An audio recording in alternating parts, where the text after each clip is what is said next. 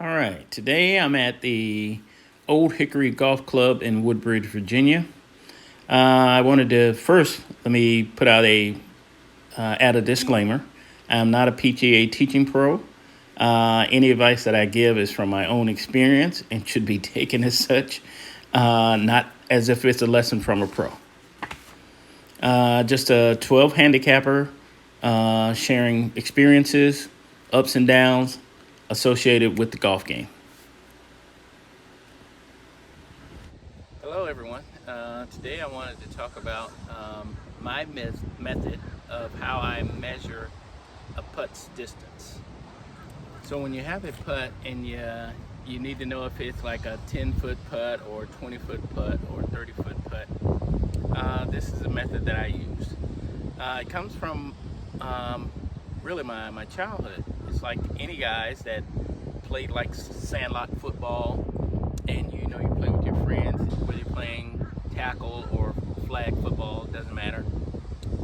You're at the line of scrimmage and someone jumps offside. What do? You say that's a 5-yard penalty, and then you count off the 5 yards. You go 1,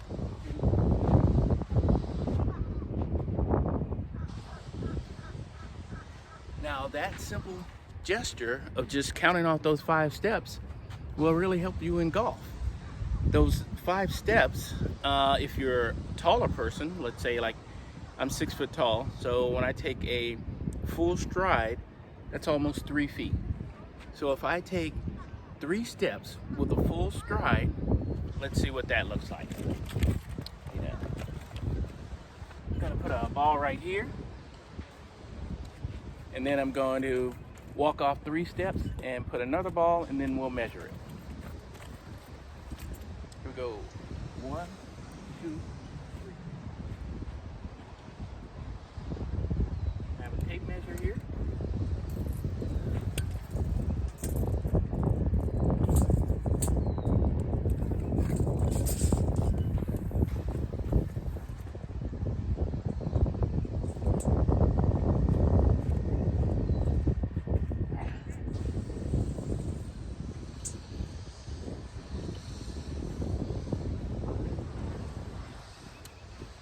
And that measured out to about 10.5 feet.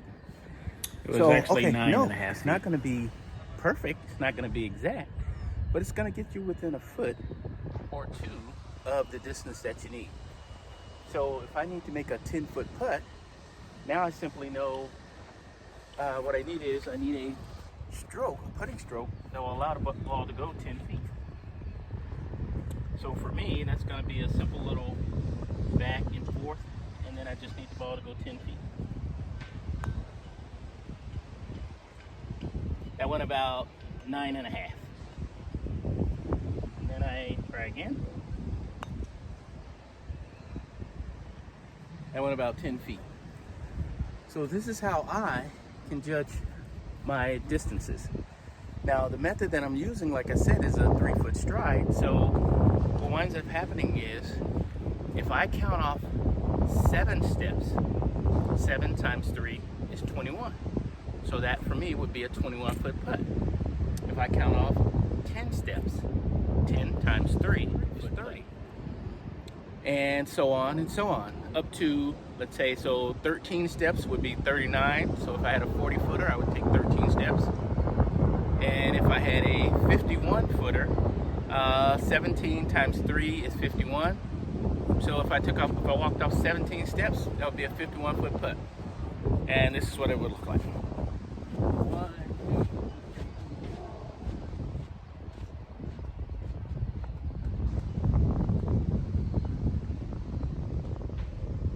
17 feet, 17 steps.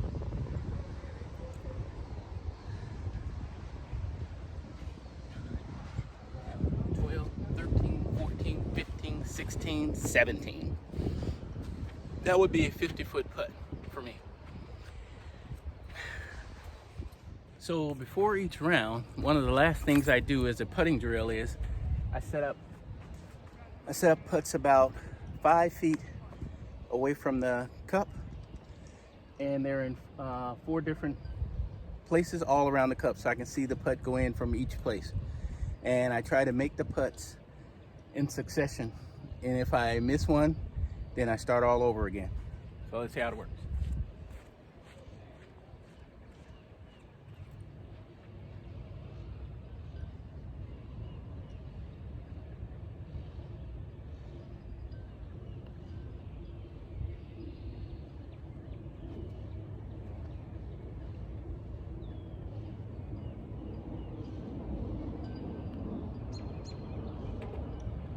What?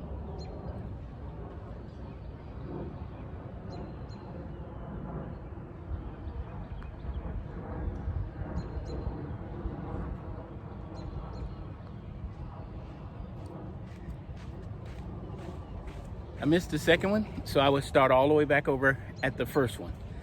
I would do this until I could make all 4 in a row, and that's if I have time enough while I'm out on the course. If I don't have time, I still go through the drill because I want to get the touch and the feel of what it feels like to make those 5-foot putts.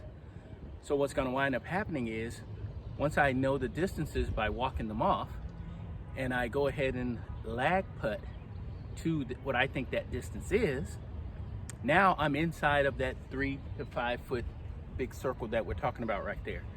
So once I get inside of there, it's just like I'm practicing here, and I'm just go ahead and I'll just go ahead and knock those in because I'm comfortable inside of 5 feet, because this is a practice that I've done up to that point. So really, this is just one of the things that I do before I go play around to try to help me to read the speed of the greens, to find out kind of what kind of touch I have on that particular day, because it comes and goes. So I hope this was helpful for someone, and if so, make sure you comment, like, and subscribe, and we'll see you next time.